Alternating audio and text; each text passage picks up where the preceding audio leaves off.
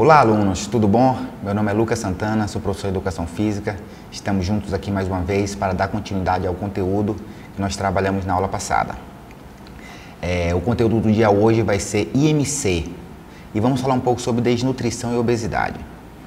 Mas antes disso, vamos fazer um pequeno resumo da aula anterior. Nós falamos na aula anterior sobre os sistemas do corpo humano, ou seja, nosso organismo, o nosso corpo, ele é formado por sistemas que trabalham, interagem entre si para que nosso corpo possa funcionar de forma a mais correta, a mais fluente possível. Esse sistema, eles são formados, cada sistema, por vários órgãos, que eles se colaboram, eles se articulam para que cada sistema funcione de uma forma bem específica. Podemos citar como sistema esquelético, que dá sustentação ao corpo, sistema muscular, que vai produzir movimento, dar forma ao corpo, sistema urinário, que vai produzir os resíduos que são decorrentes dos nossos processos metabólicos, da filtragem do sangue. Falar do sistema respiratório, que é um dos principais sistemas do nosso corpo, que tem como um pulmão o principal órgão, onde esse sistema ele vai fazer a troca gasosa, onde nós vamos inspirar oxigênio e expirar gás carbônico. Sistema digestório, que é o sistema que ele processa todo o alimento que nós ingerimos, retirando dele assim todos os nutrientes, sais minerais, produtos para produzir energia, a própria água, e aí depois excretar em forma de urina ou de fezes. E também vamos falar falamos sobre o sistema circulatório, onde ele vai distribuir essa energia, onde ele vai distribuir o sangue, que é o principal veículo que transporta todos os nutrientes, tudo que nosso corpo precisa. E também o sistema neural, onde é formado principalmente pelo cérebro, pela medula, pelas terminações nervosas, onde vai ajudar a produzir todos os movimentos do nosso corpo, mandando assim impulsos elétricos. Esse sistema, eles são formados de acordo com a sequência, ou seja, primeiro o corpo humano, ele tem a menor porção é chamada de célula. Essa célula, ela se agrupa com células semelhantes formando um tecido. Esse tecido, por sua vez, se agrupa com tecidos semelhantes para formar o órgão, e esse órgão vai corroborar ou se aproximar de outros órgãos com outras funções para produzir assim um sistema. E uma junção de sistema, como eu já disse, é que vai formar o organismo que é o corpo humano, ok? Como eu já disse, ele é formado por diversos sistemas e que juntos eles atuam para garantir o funcionamento adequado do nosso organismo. Agora, falando especificamente do IMC, o que seria o IMC? O IMC é conhecido por índice de massa corporal ou índice de massa corpórea. Mas índice de massa corpórea, para que serve isso, professor? O índice de massa corpórea é um número que você consegue através de um cálculo, onde quando você conseguir esse cálculo, conseguir esse número exato, você vai pegar uma tabela referência, comparar e a partir daí você vai saber como está em parte sua saúde. Por que eu falo em partes? Porque a partir desse número que você vai obter com algumas medidas do corpo humano, você consegue detectar se seu corpo, na verdade, ele tem tendência a estar obeso, a estar desnutrido, a estar com peso normal, apenas com um cálculo bem simples, que vai ser muito útil para toda a sua vida.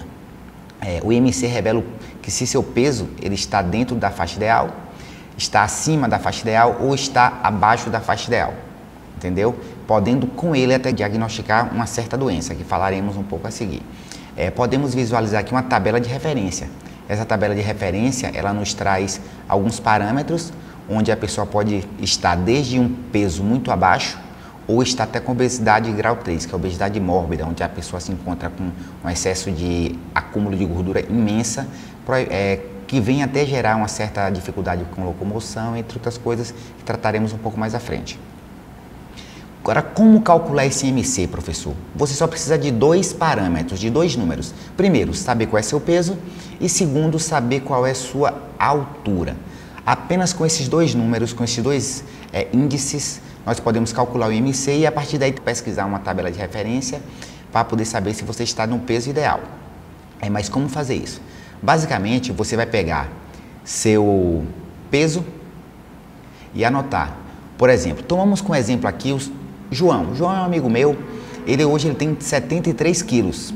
Podemos ver aqui no slide que ele tem 73 quilos. O primeiro dado para utilizarmos como referência. O segundo é a altura de João, ele tem 1,75 m.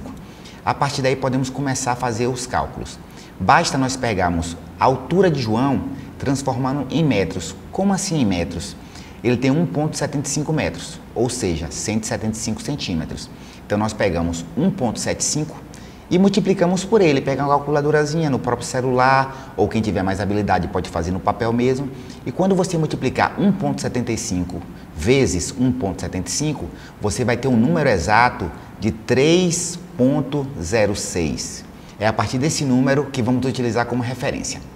Aí, então, nós já temos dois números para poder realizar esse cálculo. Então, nós vamos fazer o seguinte, vamos pegar o peso de João e dividir pela altura de João. Lembrando que essa altura ela foi multiplicada por ela mesma, ou seja, nós vamos pegar 83, o número 83, e dividir por 3,06.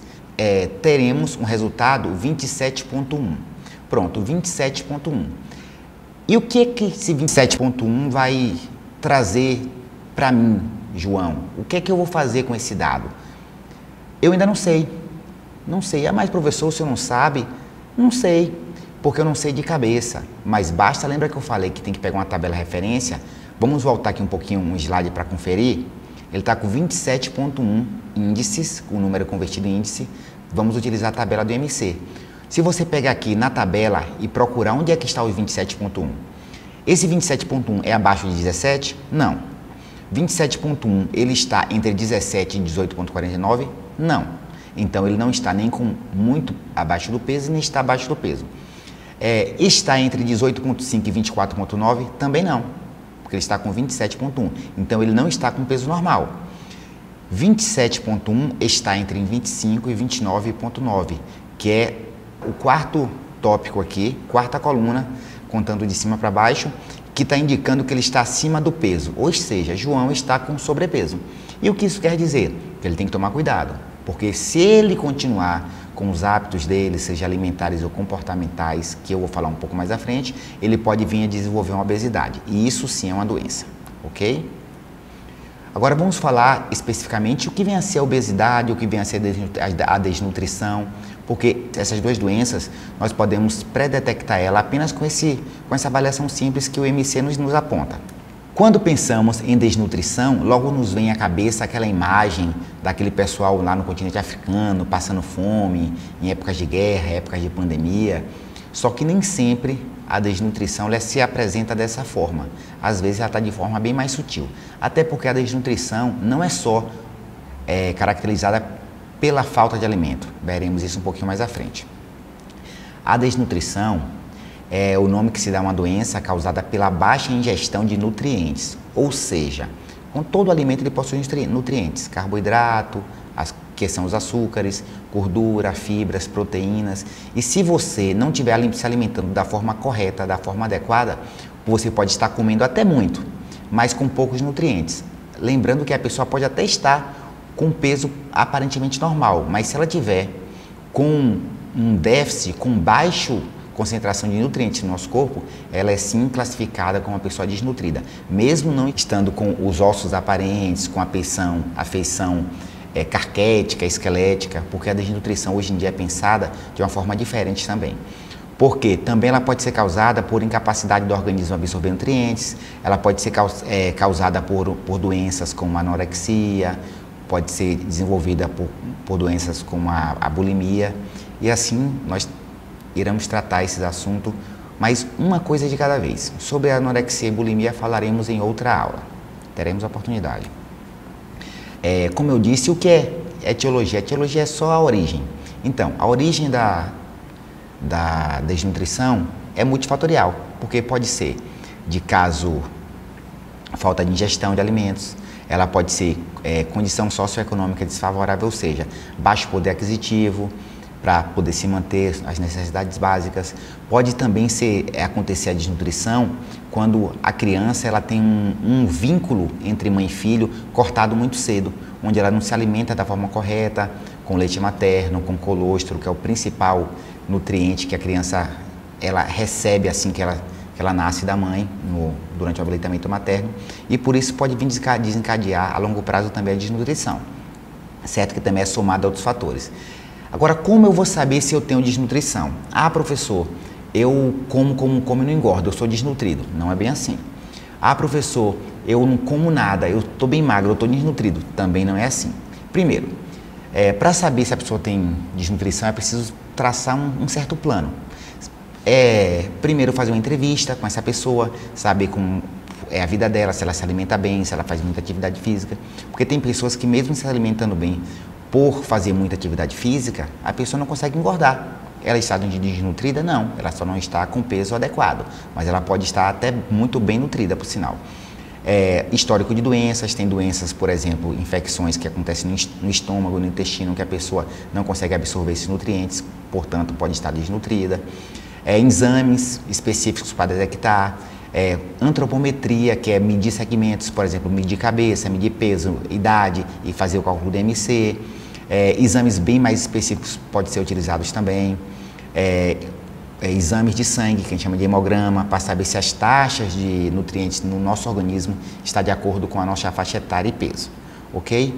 E com base nisso é que nós podemos saber se a pessoa está desnutrida ou não. Não é só olhando e ver uma pessoa magra e falar, ele está desnutrido. Não é bem assim. Tem que ser investigado com calma. Agora, eu descobri que João está desnutrido. Como é que eu vou tratar isso? Primeiro, para tratar uma pessoa desnutrida, é necessário realizar uma reeducação alimentar primeiro. Como? A pessoa vai ter que passar a se alimentar de forma correta.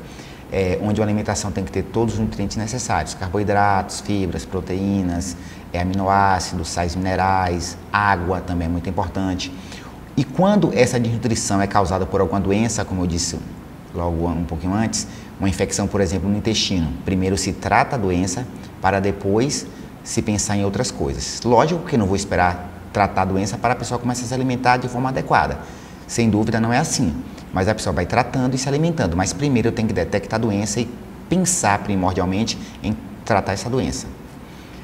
A alimentação deve seguir sendo de 4 refeições diárias em média, para a pessoa se habituar a comer com porções menores e aí vai se alimentando até chegar na porção adequada.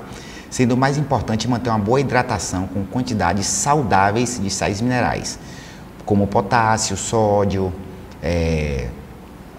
entre outros minerais, cálcio, que são nutrientes muito importantes para o funcionamento do nosso organismo, ok?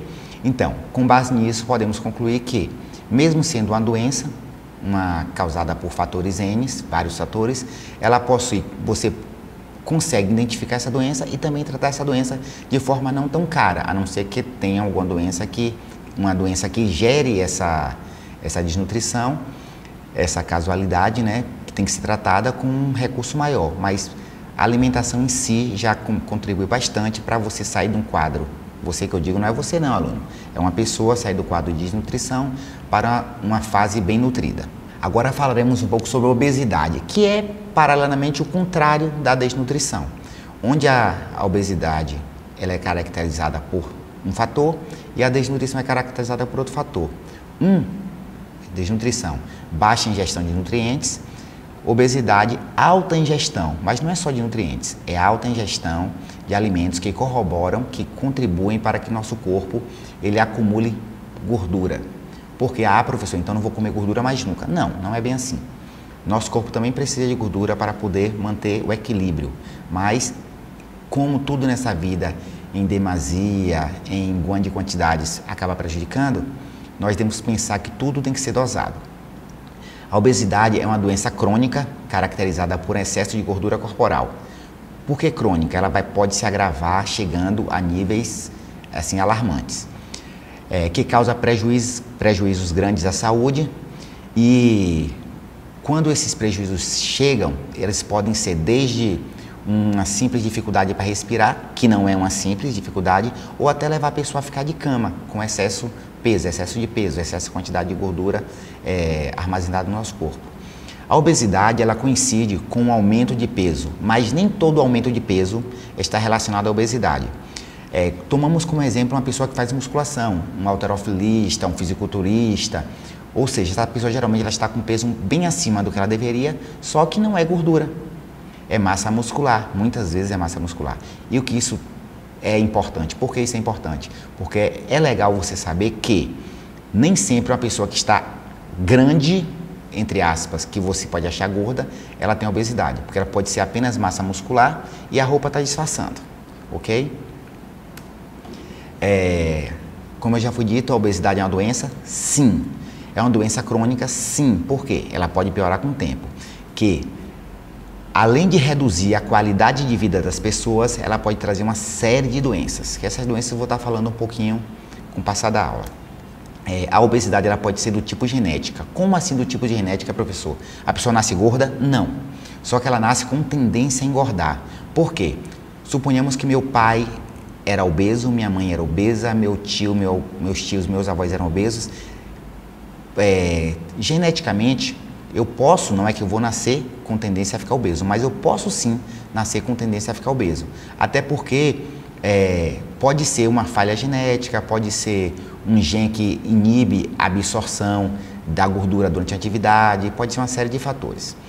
A obesidade também pode ser nutricional, ou seja, durante a pessoa que tem uma péssima ingestão de alimentos, a pessoa que tem hábito de comer fora de casa, mas não da forma correta, tende a comer muito fast food, tende a comer coisas muito gordurosas e com muito sal, isso pode levar a pessoa a desencadear a obesidade também. Ela pode também ser vinculada ao fumo. Mas como assim, professor? Eu conheço várias pessoas que fumam e que são magras.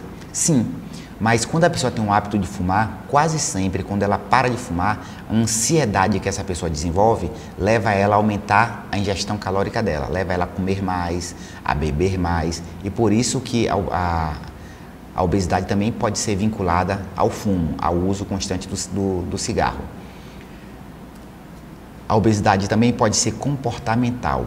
Como comportamental? Trata-se de pessoas que não fazem atividade física, que têm uma vida totalmente sedentária ou com hábito sedentário, que não tem uma sequência de alimentações regulares, não faz sua alimentação de forma regular, dividida em várias refeições durante o dia, costumam comer mais só à noite ou come o dia todo sem parar, que alimenta sem mastigar a refeição direito, que não faz atividade física nenhuma, e isso leva a pessoa a desenvolver obesidade também. E também ela pode ser psicológica. Como professor, eu vou pensar e vou engordar? Não, porque saco vazio não fica em pé. Se a pessoa não come, a pessoa não engorda. Só que, se a pessoa estiver passando também por problemas psicológicos, isso pode levar a pessoa a começar a se alimentar de forma exagerada. E aí sim também é desenvolvida a obesidade. Lembrando que a obesidade, como eu falei, ela vai trazer uma série de prejuízos à sua saúde. Entre outras doenças bastante graves, que também tratarei um pouco mais à frente. Se não for nessa aula, vai ser na próxima. Quando eu falo em comportamento sedentário e não em sedentarismo, por quê? Para começar, apesar do termo sedentarismo ser muito falado, o que é correto é falar comportamento sedentário, porque representa o tempo em que a pessoa passa gastando pouca energia. Por exemplo, antigamente, em tempos mais remotos, a pessoa ia comprar pão andando, a pessoa ia para a escola andando, a pessoa lavava a roupa à mão, no caso das mulheres. Hoje em dia não, tudo é muito fácil e mais cômodo porque a vida nos exige isso. A pessoa, por exemplo, hoje não vai mais na padaria comprar pão. Quando vai, ou quando não liga e pede pelo delivery, ela vai de carro. A pessoa não lava mais a roupa, a mulher não lava mais a roupa, ela coloca na máquina. E todo movimento muscular é uma atividade física, e a atividade física, ela leva a gasto calórico acima do normal.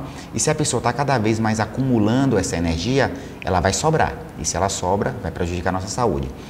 É por isso que, quando a pessoa fica gastando pouca energia durante uma boa parte da sua vida, de forma com comportamentos sedentários, passando horas sentado ou horas deitado, onde poderia estar fazendo atividade para estar gastando mais energia, esse comportamento sedentário pode levar sim a pessoa a desenvolver um quadro de obesidade. Quais seriam os prejuízos que essa obesidade, com a pessoa com obesidade, ela poderia estar desenvolvendo? Por exemplo, primeiro, que é grave, dificuldades respiratórias pelo excesso de peso, problemas dermatológicos, ou seja, falta de nutriente ou excesso de nutriente pode estar causando problemas na pele da pessoa, distúrbio do aparelho locomotor, ou seja, dificuldade para andar, correr, até se levantar ou fazer necessidades básicas como ir ao banheiro em casos extremos, problemas cardiovasculares, porque a pessoa com obesidade, geralmente ela está muito acima do peso ou pouco acima do peso, mas todo excesso de peso vai prejudicar, porque o coração vai ter que fazer mais força para mandar sangue para todo o corpo, e um corpo pesado demanda mais força, mais sangue e nem sempre a pessoa está preparada para isso. Diabetes é outra doença que é causada por alguns fatores. Um deles é o excesso, o consumo excessivo de gordura, açúcar e sal, e a hipertensão, que é gerada pelo excesso de peso também, mas também é uma alimentação rica em gordura, rica em sal, ok? Temos também outros tipos de problemas que a obesidade pode trazer para você. Uma delas é a autoestima baixa, ou seja, uma pessoa que está com sobrepeso, geralmente ela tem dificuldade para se locomover, ela vai ter vergonha de sair. Ela vai ter uma mobilidade limitada. Por quê? Vai ter dificuldade para andar, vai sair com a turma que vai dançar, ela vai se sentir um pouco reclusa e não vai querer sair para dançar, porque ela não vai conseguir. Uma discriminação social, às vezes de outro, às vezes dela mesma. Ah, não vou sair com a turma não, porque eu não vou para a praia. Ah, porque minhas colegas todas com aquele biquinizinho, com aquele shortinho, no caso do homem, sem camisa, mostrando físico, e eu estou aqui acima do peso e não vou. Ou seja, gera discriminação social, menos oportunidade de emprego, porque tem empregos onde a pessoa com excesso de peso não consegue trabalhar. Por exemplo, um exemplo bem oportuno, um pintor, por exemplo, que tem que pintar tetos, pintar prédios altos, ele não vai conseguir ter tanta mobilidade para poder subir uma escada, descer várias vezes para realizar essa atividade. Ou outras atividades em si. E também ela tem uma menor expectativa de vida. Por quê? Ah, professor, quem tem obesidade morre cedo? Sim. Porque essa soma de fatores, que muitas vezes o obeso ele também tem hipertensão, ele tem diabetes, ele tem dificuldade motora, tem problema cardíaco e respiratório, com certeza o tempo de vida dele é um pouco menor do que uma pessoa que faz atividade física de forma regular, ok? Como eu vou diagnosticar, saber se a pessoa está obesa? Diferente da desnutrição, que eu preciso de uma série de exames para detectar, a obesidade basta o IMC. Peguei uma pessoa, sei a altura dela, 1,75 m, como o João, sei o peso dele. Vamos supor que João não tenha 80 quilos, que ele tenha 150 quilos. Quando eu traçar o IMC dele, ele vai estar com um peso bem alto. Então, provavelmente, ele vai estar com obesidade grau 2, eles tendo 120 quilos, 150 quilos, que eu estou pensando em números bem absurdos, mas existem pessoas com mais até de 200 quilos, casos onde a pessoa não consegue nem se levantar, não consegue fazer seu asseio, não consegue realizar atividade da vida diária nenhuma. E ela pode estar, com certeza, com a obesidade grau 3, obesidade mórbida. Sim, mas a pessoa com obesidade mórbida, ela consegue se locomover? Quase sempre não. Ela já está num grau bem avançado, onde precisa de intervenção médica e muitas vezes até cirúrgica. Como vamos tratar essa obesidade? Começa com atividade simples e depois passa por coisas mais drásticas, a depender de cada situação. Por exemplo, a forma mais simples é a adoção de um estilo de vida mais saudável. Introduzir na sua vida uma prática de atividade física, introduzir na sua vida um fracionamento de alimentação. Ah, professor, eu costumo acordar, não como, aí meio-dia eu bato aquele pratinho de trabalho do braçal, aí à noite também, à tarde não come, à noite eu chego cansado, né, professor? Eu vou lá e como aquele pratão, mas eu comi pouco, comi só 2 vezes no dia. Errado. Fracione, coma um pouco de manhã, faça um lanche à tarde. Você pode pegar até seu almoço e dividir. Pela manhã come a proteína, ou come o carboidrato, come o arroz. Aí meio-dia, à tarde, come os legumes. É só uma sugestão, não é para fazer isso não. E meio-dia come a proteína com mais um carboidratozinho. E à tarde vai fazendo, fracionando sua alimentação. Com certeza, com essa mudança de hábitos, você vai conseguir, a pessoa que está obesa, vai conseguir com certeza estar diminuindo seu peso. Outra coisa, como eu falei, além da alimentação, é atividade física. Começa a fazer atividade física, que seja uma caminhada, 10 minutos, depois aumenta para 15, aí vai aumentando com o passar do tempo, até conseguir estar caminhando por mais tempo. E de preferência que faça isso 3 vezes na semana, 2 ou 3 vezes. E com o passar do tempo, que vai diminuindo o peso, você pode fazer 4 vezes na semana. E não só a caminhada, mas também musculação ou esportes coletivos, entendeu? Futebol, vôlei, basquete. Por quê? Quando a pessoa começa a fazer atividade física, o organismo começa a acelerar o metabolismo, que é o mecanismo que tem para gastar energia. E a partir do momento que a pessoa começa a gastar energia, ela começa a perder peso. Ah, professor, mas gastando energia eu não vou sentir mais fome? Vai sim. Só que quando você fracionar a sua alimentação durante o dia, essa fome não vai vir exagerada. E lembra aquele prato que você comia meio-dia, aquele prato de trabalhador braçal, não vai ser mais necessário, porque seu organismo não vai estar mais habituado a comer tanto de uma vez só. E sim porções fracionadas durante o dia, ok? E em casos extremos, a pessoa pode tratar com medicamentos, mas isso só em casos extremos, onde tem que ser feito todo o processo com acompanhamento médico. E falando sobre alimentação saudável, ela tem que ser correta e equilibrada. O que é uma alimentação correta e equilibrada? É quando a pessoa faz uso de alimentos saudáveis, basicamente vegetais, frutas, carnes, que são as proteínas, e evitar, de certa forma, os fast foods. Ah, professor, eu não vou tomar mais sorvete? Eu não vou mais comer hambúrguer? Vai sim, mas isso não pode ser um hábito e passar a ser uma coisa diária. Isso é uma coisa mais esporádica, final de semana, um dia para comemorar alguma situação específica, ok? Vou deixar para vocês uma atividade, vocês vão pegar, lembra que eu falei para vocês saberem o peso e a altura? Vocês vão pegar o peso de vocês, pegar a altura de vocês, que vocês vão utilizar nessa atividade. Primeiro, eu gostaria que vocês falassem, escrever no papelzinho, né, ou digitar e mandar para o seu professor, o que significa e para que serve o IMC, que é o Índice de Massa Corpórea. Quero também que vocês passem quais são os dados necessários para calcular o IMC e o que pode influenciar nessa alteração. Se eu tenho dois dados para calcular o IMC, o que é que pode alterar para ele dar o alto ou baixo? Quero que você responda. E por final, eu quero que você pegue pessoas ao seu redor, seu pai, se você tiver pai em casa, seu filho, se tiver filho em casa, se não tiver, mãe, irmã, namorada, esposa, vizinho, colete dados dele, pega o peso e a altura. Ah, professor, mas eu não tenho balança. Não, se você não sabe o peso exato, pega um peso estimado. O peso e a altura da pessoa e utilizando aquela fórmula que eu ensinei, né, que é o peso, você pega a altura, multiplica por ela mesma, aí você pega o peso e divide pela altura, ela sendo multiplicada. E o número que der, você vai utilizar a tabela de referência para poder calcular. Aí fica uma pergunta, professor, mas eu vou usar a mesma fórmula, a mesma tabela de referência para meu pai, que é adulto, e para meu filho, que tem 7 anos, 8 anos, 10 anos? Não. Por isso que eu postei aqui para vocês duas tabelas de referência. Uma para adultos e outra para criança que está a seguir. A primeira é para adulto, que aí você vai saber se a pessoa que você vai avaliar está abaixo do peso, acima do peso, ou está com o peso normal.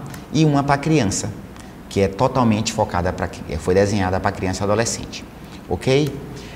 Muito obrigado. Espero que estejamos aqui na próxima semana, né, participando dessa aula conosco e até breve. Fiquem com Deus.